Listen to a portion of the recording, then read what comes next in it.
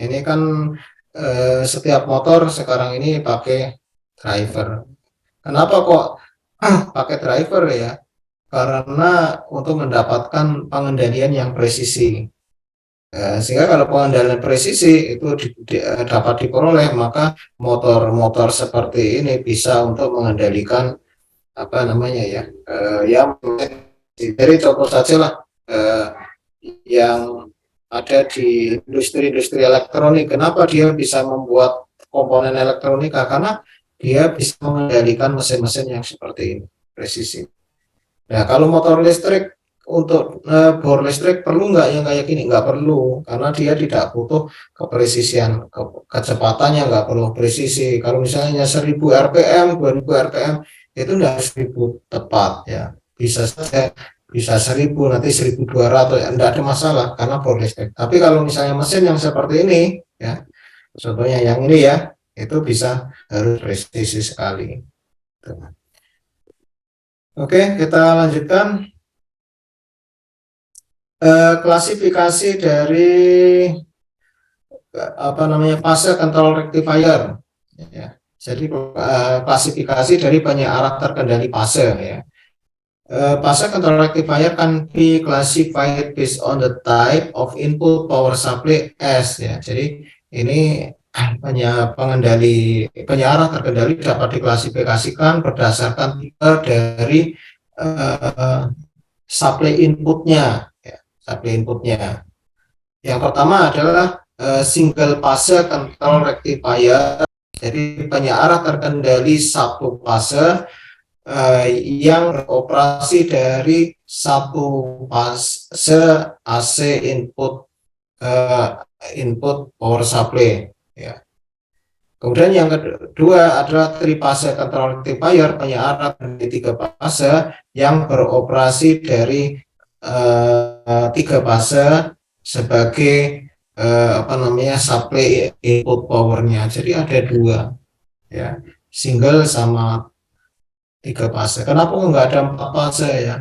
Iya, karena ini kan mengikuti peralatan dan sebenarnya bukan peraturan dulu atau standarisasi listrik ya. Kemudian peralatannya disesuaikan.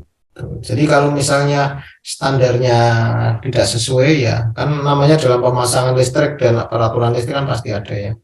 Itu.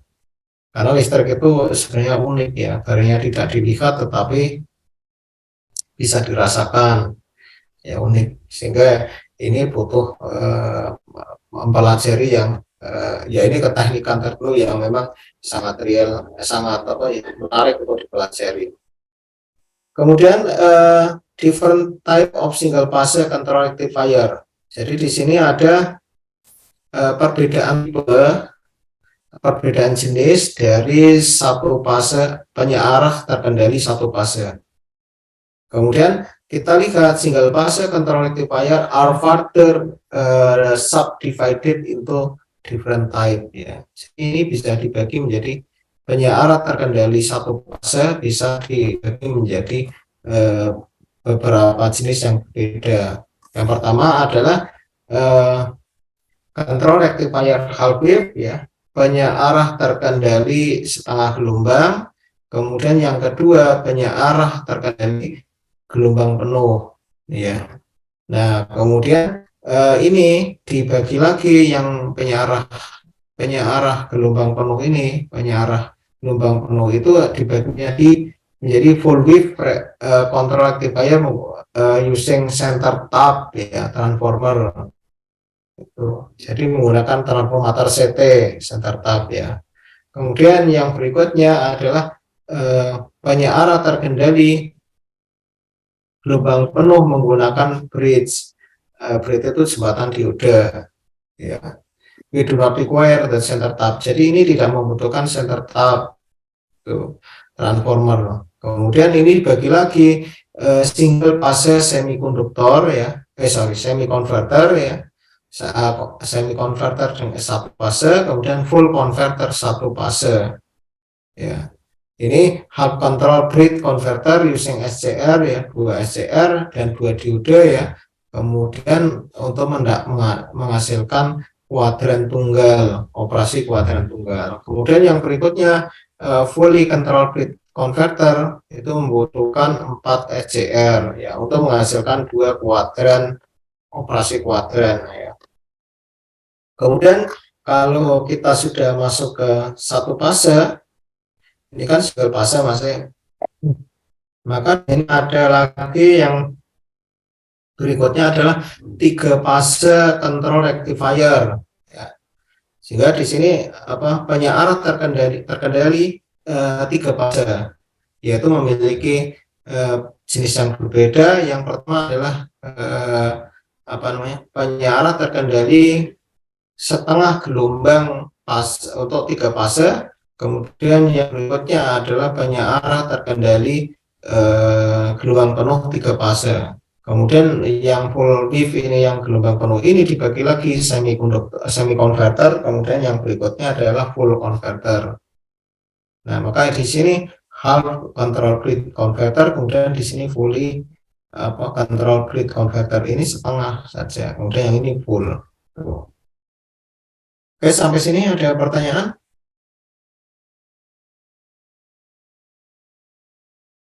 Ada?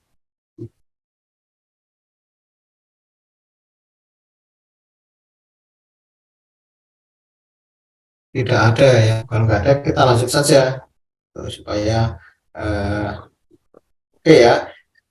Ini penting sekali ya, nanti khususnya coba aja lah, karena lihat sebenarnya kita kalau mau fokus belajar betul itu ya, itu kita kan banyak lomba-lomba ya, itu lomba-lomba itu bukan lomba-lomba ya, perlombaan ya, itu mobil listrik itu kan sebenarnya sesuatu yang perlu digarap serius.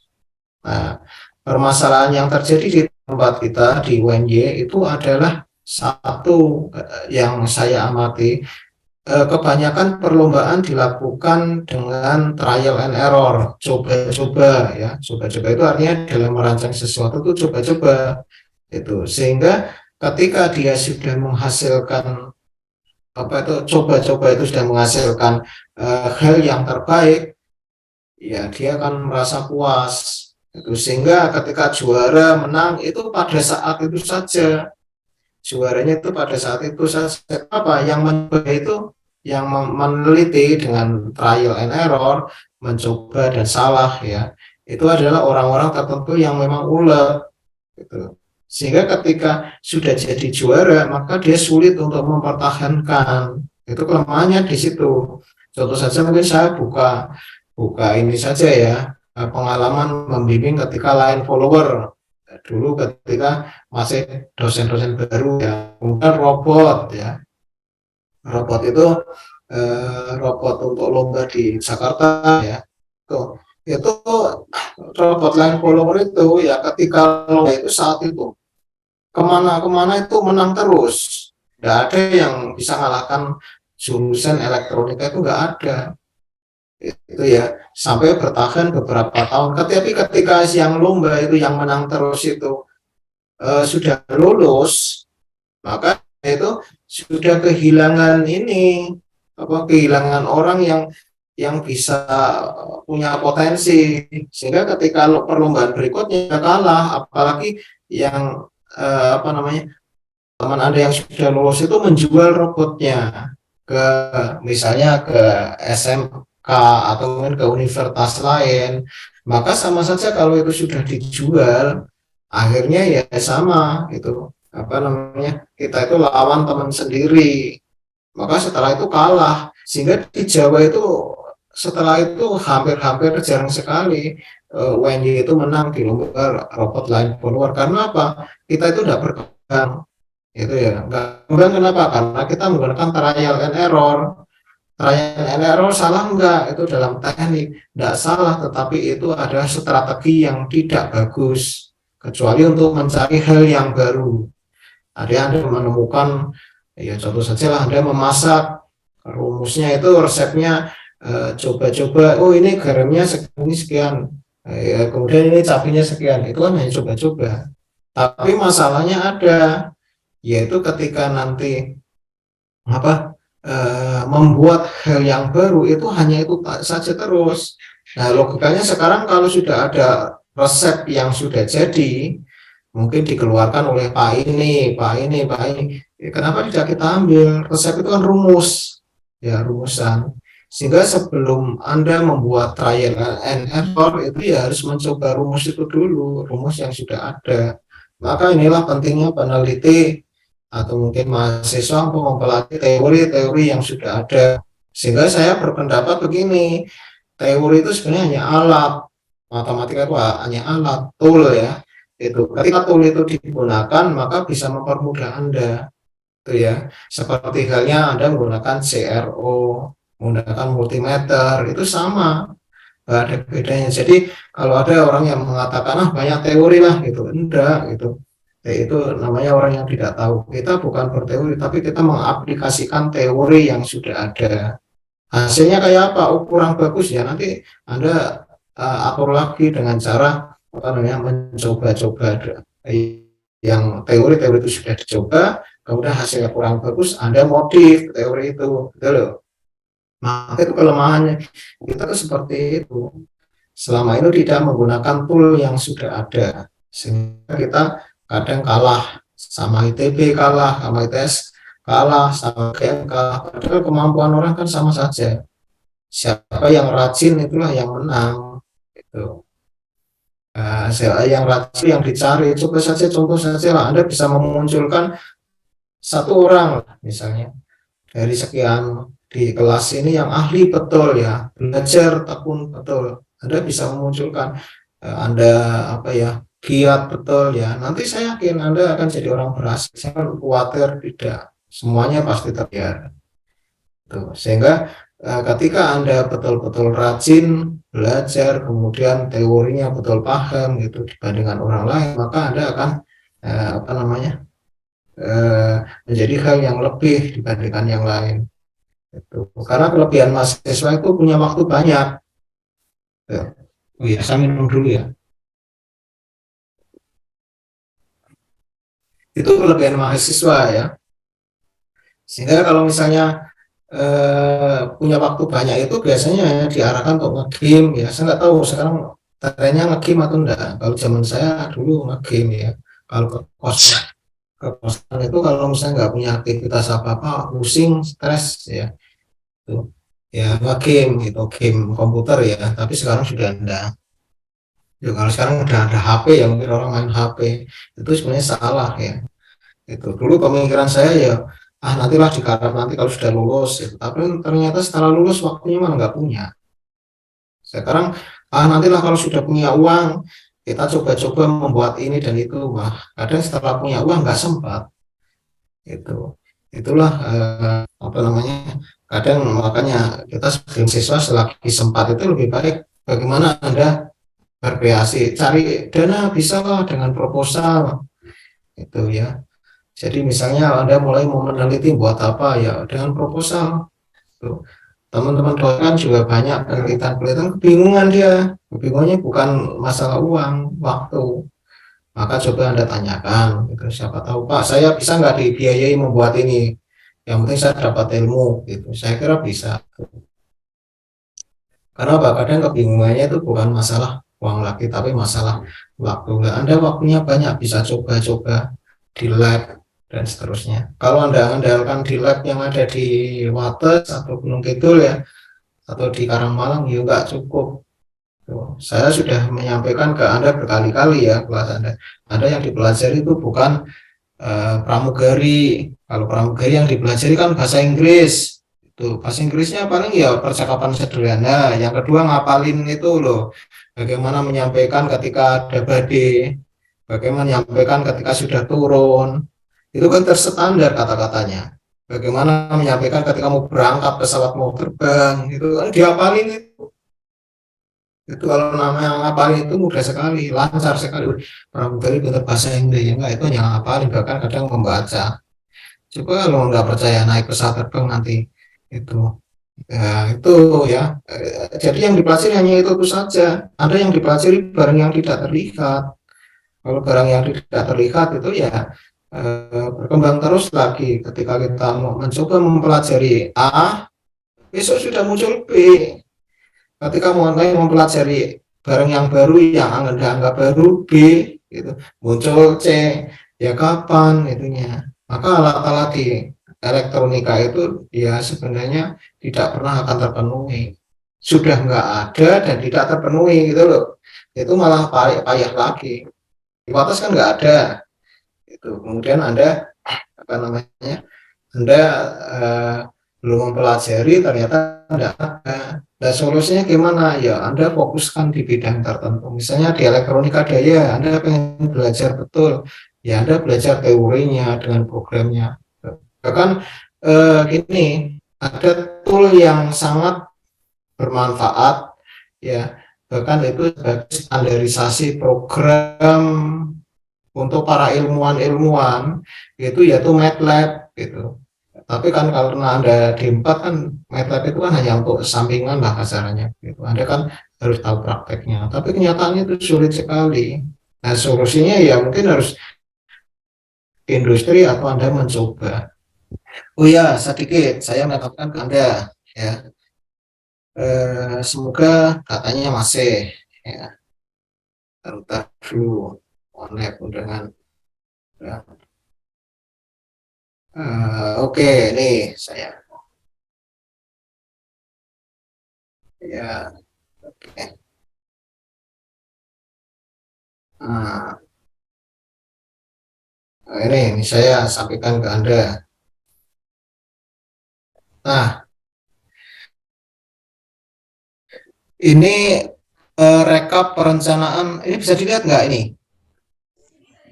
Bisa, Pak. Halo, Bisa, Pak. bisa ya? Nah, oke, ini contoh saja lah, Mas itu. Kenapa Anda tidak mengejar yang kayak gini? Itu rekap perencanaan dan kebutuhan dosen 2023 sampai 2006. UNY itu Anda bayangkan aja, Anda amati ya, bandingkan dengan universitas di Indonesia. Itu nggak usah ngomong universitas tertentu ya, ya UGM, UP, UM dan sebagainya ya. Silakan bandingkan saja ya. Di UNY itu mahasiswanya itu tidak sebanding dengan jumlah dosennya. Di UNY hanya sekitar 1.200, itu udah pada pensiun gitu ya. Sekarang kalau kita lihat perencanaan kebutuhan, rekap perencanaan kebutuhan dosen UNY tahun 2023, berarti besok ya, sampai 2026 itu kebutuhannya jumlahnya berapa? 660 ya. Kenapa Anda tidak berpikir untuk bagaimana belajar keras untuk mendapatkan ini gitu, supaya apa, jadi dosen enak loh, kecuali dosen yang punya apa tugas tambahan ya isinya rapat terus. Tapi kalau misalnya orang yang seneng itu enak gitu, dibandingkan apa ya, dibandingkan mungkin di industri mungkin Anda bisa puas, tetapi masalahnya ada waktunya itu dikejar-kejar. Makanya kalau kita itu jadi dosen terus kemudian ada tugas tambahan, ya sudahlah, itu pasti kayak di industri itu.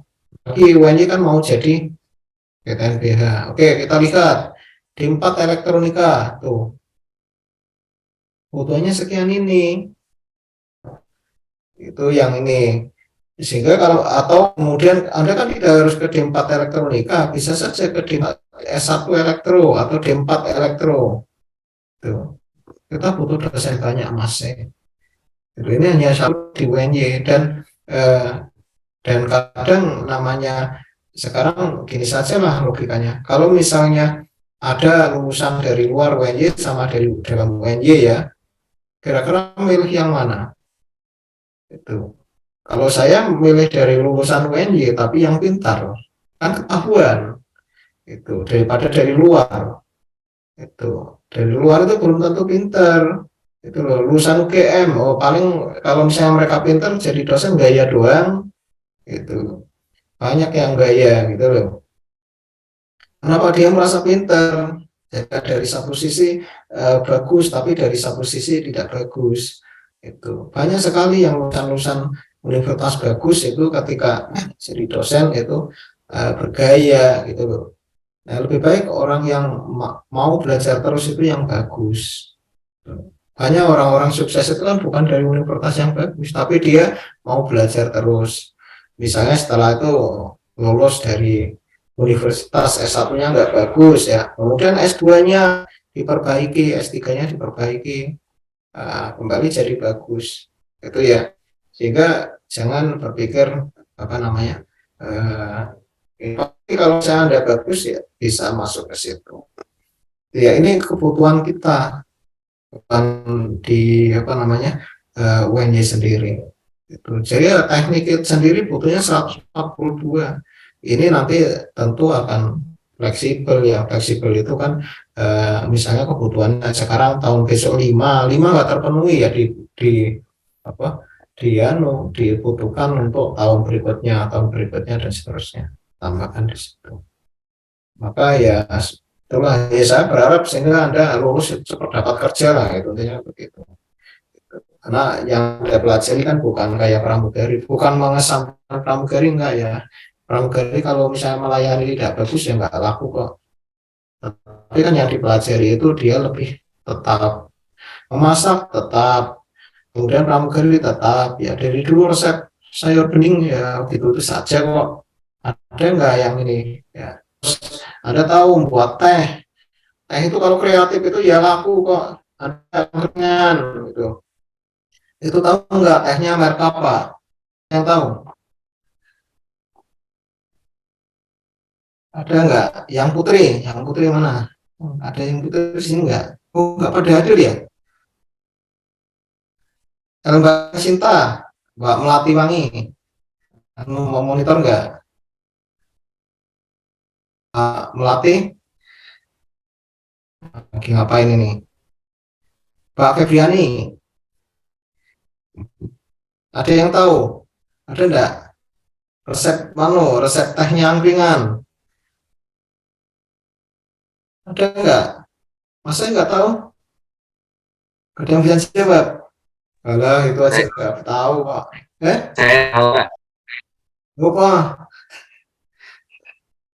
Udah, apa Mas? Setahu saya kalau resep teh angkringan itu campuran dari 6 teh Pak, jadi rasanya enak Pak. Setahu saya. Oh iya sudah. Oke, oke ya, itu salah satu jam sehingga rasanya enak. Itu loh, jadi membuat enak itu enggak hanya cukup satu teh campuran dari 6 merek, bahkan kadang ada 3 merek, ada 4, tergantung ya suka-suka. Tapi enggak, bukan satu teh ya itu. Sehingga kadang orang harus berkreatif. Kadang ketika orang mampir di angkringan, kok enak sekali, wangi, sepet, legit ya gitu. Ya itulah itu kreasi ya. Oke Mas Teguh ya. Besok apa, ketika sudah ya itu nanti 20.000 Mas Teguh ya, itu untuk Anda. Tidak apa-apa. Alhamdulillah. Oke ya. Makasih Pak. Oke. Oke nanti. Oh, itu Iya ya, itu Pak. sederhana kayak gitu ya. Jangan lupa ya, nanti kalau saya yang lupa Anda itu apa-apa untuk Iya Pak. dan saja ya. Oke. Oke, itu satu satu contoh yang cukup sederhana sehingga kadang orang harus kreatif Pak. Maka kita belajar bukan hanya sekedar teorinya doang ya, tapi kadang-kadang yang di lingkungan kita juga harus diamati ya. Tuh. Jadi 6 merek gitu. Kadang 3 tergantung ya. Itu ada merek Sintren, Nyapu, Kopek, Gandang, kemudian 99. Oh, di sini ada ya, di Jogja itu adanya paling ya Kopek 99 tambah apa lagi ya. Tapi angkringan biasa berbiasa seperti itu. Itu ya. Itu merek-merek teh yang memang tidak apa ya, tidak cukup terkenal di Indonesia karena hanya di satu daerah, Jogja, Solo dan seterusnya. Yang lain nggak ada. Maka rasanya jadi berbeda. Itu hanya untuk kreasi saja ya. Kelebihan bahwa orang kreatif itu lebih. Nah, saya kalau sekali datang, oh tehnya enak, nggak datang lagi. Gitu ya. Itu pun resepnya yang itu saja setelah ketemu. Nanti pengembangannya apa? Itu Anda bisa buat tehnya, ya nggak bisa. Hanya kan beli saja. Itu kalau membuat itu enggak. Demikian juga power elektronik, kendali, semuanya itu kan ya, siapa yang mampu berkreasi itu nanti yang lebih dengan yang lain. Yang belajar keras yang lebih tidak mungkin akan mengkhianati ya, hasil mengkhianati. Oke, kita kembali ke materi. Nah, nanti kalau sudah goreng, nanti tolong saya diingatkan ya. nggak apa-apa. Tuh. Oke, kita masuk sini. Kita masuk ke Principle of Phase Control Rectifier Operation ya. Oh iya, satu lagi Mas. Eh, Ada jurusannya itu kan elektronika ya. Ingat kalau Anda jurusannya elektronika, mau tidak mau matematik itu dibutuhkan ya. Sebelum ke situ, maka yang dipelajari kan banyak rumus. Rumus itu betul. Maka kalau Anda bisa mempelajari rumus matematik, maka Anda punya kelebihan satu lagi, yaitu matematik ya. Maka kalau Anda belajar di jurusan matematik, dia hanya dapat matematik saja. Tapi kalau misalnya Anda di teknik, Anda jurusan matematik, bisa mempelajari matematik ya, dua ilmu. Kalau Anda satu lagi bisa bahasa Inggris, ya Anda berarti kelebihan bahasa Inggris. Beda lagi orang yang kuliah di bahasa Inggris itu ya kemampuannya di bahasa Inggris saja. Dan orang bahasa Inggris, ingat ya, anak S1 bahasa Inggris belum tentu dia pintar ngomong bahasa Inggris, tapi teorinya paham. Ya, belum tentu. Saya berkali-kali ketemu itu, kamu speakingnya gimana gitu, belum tentu bagus. Ya, karena apa? Belum tentu satu kelas itu pernah keluar negeri semuanya ngomong bahasa Inggris. Itu maka ada yang PD lah gitu aja sebagai orang elektronika itu PD. Matematikanya bisa, bahasa Inggrisnya oke gitu ya. Nanti silakan ditambah yang lain-lain gitu. Oke. Oke, kita masuk ke sini. Eh Principle of Central Rectifier Operation. Nah, ini kita lihat ya. Eh, karena di sini kita bahas adalah control rectifier atau penyearah terkendali, operasi penyearah terkendali eh, dari apa namanya fasenya, maka kita lihat gambar yang ada di sini dengan beban R ya, karena kalau beban L itu berbeda lagi outputnya. Nah, maka kalau kita lihat gambar yang ini, bahwa di sini seandainya kita gambarkan ada trafonya, di sini ada tegangan primer, tegangan sekunder, di trafo pun nggak ada masalah ya. Maka yang jelas di sini Vs sama dengan M sin omega T. Maka kalau kita gambarkan tiristor 1, ya kalau ini tiristor ya SCR lah, T1, maka di sini ada triggernya. Nah, maka ketika ini mengalir ke sana, harusnya kan ke sana. Maka yang terpenting bukan apa namanya, bukan ini mengalirkan seperti dioda biasa, bukan ya, tetapi adalah bagaimana ketika ini ada trigger tidak. Ketika ada trigger maka ini bisa mengalirkan. Kapan ini ada trigger ya, maka ini bisa mengalirkan ke sana. Nah, sehingga trigger ini kapan kita lakukan? Ya tergantung dari sudutnya berapa radian. Ya, kalau berapa radian dimasukkan maka akan mempengaruhi apa namanya VO-nya ini. Ya. Oke, sehingga kalau kita lihat apa namanya dari sini, kita akan bahas terlalu banyak ini kayak tulisan, saya kira ini nanti baca sendiri. Kita lihat dari persamaan ya, misalnya saja di sini. IO-nya berapa? VO dibagi RL. Maka di sini ada alpha kurang sama dengan omega T kurang sama dengan pi, atau omega T-nya itu sama di antara alpha dan pi ya. Kemudian berikutnya juga di sini IO max-nya, IM dibagi sama dengan VM dibagi RL. Ya, kemudian berikutnya adalah IS-nya. IS itu apa? Ya, ini arus sumber ya. Oke. Kita lihat gambar sinyalnya saja. Ini kuadrat ya. Yang ini saja ya. Oke. Ini kan waveform single fase half wave control rectifier with resistive block yang di atas itu. Kan kalau kita lihat gambarnya, maka pertama jelas gelombang sinus ya. Ini gelombang sinus. M-nya berapa? V1-nya berapa? Ini fase satu hanya untuk menuliskan gambaran ini. Nah, sekarang kenapa? Ini terkait dengan alpanya. Nah, ketika alpanya diletakkan di sini, maka sinyal sinus tersebut itu yang dilewatkan kan hanya ini saja. Yang ini saja ya. setengah gelombangnya. Nah, karena apa? Setengah gelombangnya ini eh, setengah gelombangnya ini apa namanya? Ini apa? Ini karena hanya ada satu tiristor saja. Tiristor yang kedua itu tidak dipasang, ya. Maka karena tiristornya hanya satu, maka yang dilewatkan itu adalah yang positif saja. Nah, namun demikian di sini ada sudut alfanya, ya. Sudut alfa itu yang digunakan untuk men-trigger pada saat kondisinya di V1 ini, sehingga maka yang ini terpotong. Ini adalah terpotong.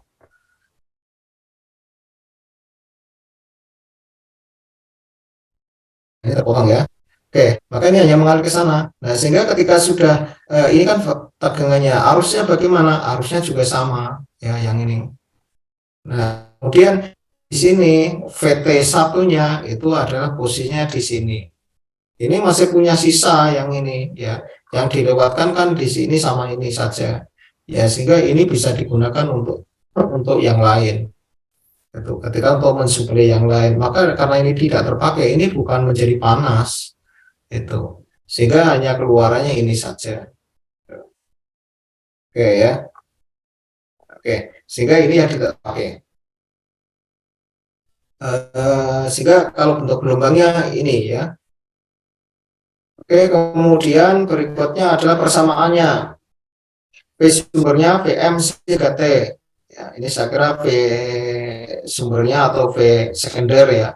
Kemudian Vm sama dengan maksimum tegangan maksimum peak. Maksimum peak itu artinya puncak. Vm itu Mach, ya, tegangan Mach. Tapi kalau VRMS itu adalah tegangan root mean square, tegangan efektif. Kemudian untuk yang V average itu tegangan rata itu adalah apa namanya, V AVR, average, ya. Kemudian yang VS ini kan beda, S-nya kecil, ya. S-nya besar ini adalah RMS value, M dibagi akar 2. Kemudian VO sama dengan VR itu adalah output tegangan cross load, ya. Jadi tegangan output yang ada pada beban. Kemudian yang ini juga sama, ya, arus, ya.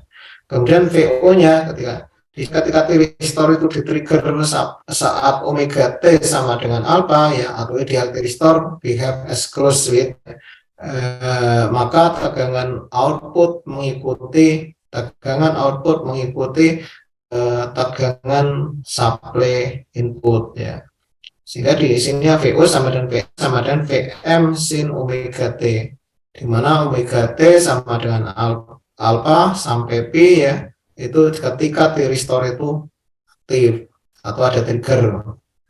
Kemudian yang berikutnya arusnya sama juga, ya. IO-nya ada sama dengan IL, sama dengan VO dibagi R, ya. Karena kan rumus dari apa itu arus itu kan sama dengan ini, ya, menggunakan hukum VO dibagi R, ya, tuh. Maka di sini load current untuk OT sama dengan alpha CP, ya, ketika tiristor on juga.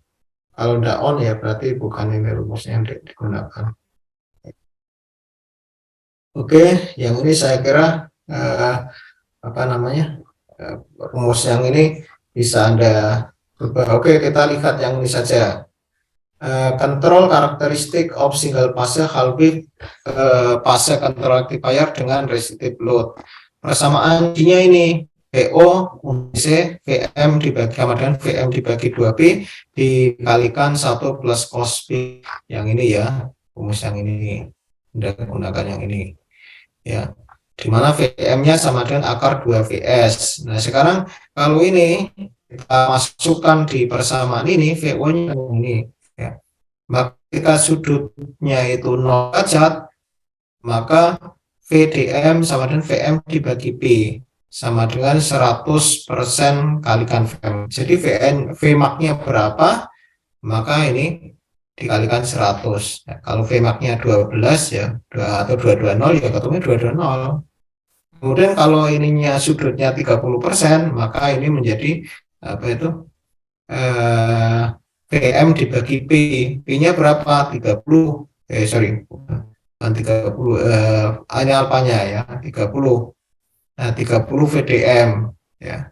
Kemudian berikutnya itu adalah 93,3%. Jadi kalau di sini 220 kalikan 93% sampai di sini 0, sehingga variabelnya bisa didapat.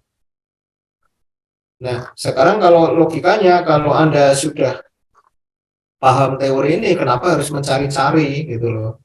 Saya ingin membuat penyearah atau konverter dari AC ke DC yang bisa diatur gitu, misalnya aja ya. Maka yang outputnya bisa bervariasi. Maka kalau ini tadi sudah ada rumus ini, kenapa Anda harus trial and error? Kadang salahnya kan di situ. Trial and error kan lebih mudah dibandingkan, tapi hasilnya kan tidak maksimal, tidak bisa diulang trial and error itu. Trial and error itu kalau sudah ya lupa dan tidak bisa kecuali ditulis catatan ya gitu baru. Oke, ini contoh saja ya. Itu dari perbedaan sudut yang berbeda-beda ini ya, yang tadi ini sudut berbeda-beda ini ya, 0, 60, 180, 180 ya, 120, 180 ini menghasilkan apa itu variabel output DC yang berbeda-beda. Oke. Kemudian yang ini saya kira sama ya, mirip. Anda harus cek rumusnya ya, karena kalau kita baca ya sama aja rumusnya. Integral, tolong integral Anda paham dulu juga ya, jangan sampai tidak paham. Integral, diferensial itu saya mohon ya, itu karena di situ banyak aplikasinya, aplikasi yang menggunakan rumus itu ya. Terus ditambah Laplace ya. Ya memang sulit ya. Ya nanti kalau yang tidak terbiasa sulit, tapi sudah terbiasa saya kira tidak ada masalah. Oke, ini juga rumus-rumus ini saya kira juga hanya dijelaskan saja bagaimana mencari ini ya, mencari ini. Maka alurnya itu step-stepnya apa itu akan terlihat ya. Bisa aja yang ini kita mencari penurunan ekspresi dari RMS value ya. Pada tegangan output pada satu fase apa namanya penyearah terkendali ke setengah gelombang dengan resistive load ya. Maka VO RMS-nya berapa? Persamaannya ini. Maka VO di sini kan rumusnya ini ya. Kemudian untuk omega T alfa sampai Pi ya. Maka kalau kita lihat yang VO-nya ini, yang VO ini ya. VO ini kan dimasukkan VO-nya dimasukkan ke sana ya. Sehingga ketemunya apa? Ketemunya ini PM sin omega T dikalikan DT D ya, omega T. Sehingga ketemunya ya integral mulai dari alfa sampai pi, kemudian VM kuadrat sin kuadrat ini sama, ini dimasukkan sini. Kemudian omega T ketemunya rumusnya dari mana? Ini ya. Sehingga itu tinggal dimasukkan ya. Yang tadinya omega T ini dimasukkan. Tuh, ketemunya adalah masukkan ke ini rumus ini. Tuh. Ya, kemudian berikutnya diselesaikan lagi yang ini ya, PM kuadrat dibagi 4pi ini kok dari PM kuadrat ya, yang tadinya kan ini karena ininya dipindah tuh, bedakan ke sana ya, ketemunya seperempat, sehingga integral alfa sampai pi ya untuk 1 min cos ya 2 omega T d omega T. Nah, kemudian karena ini ada 2 operasi, maka kemudian bisa yaitu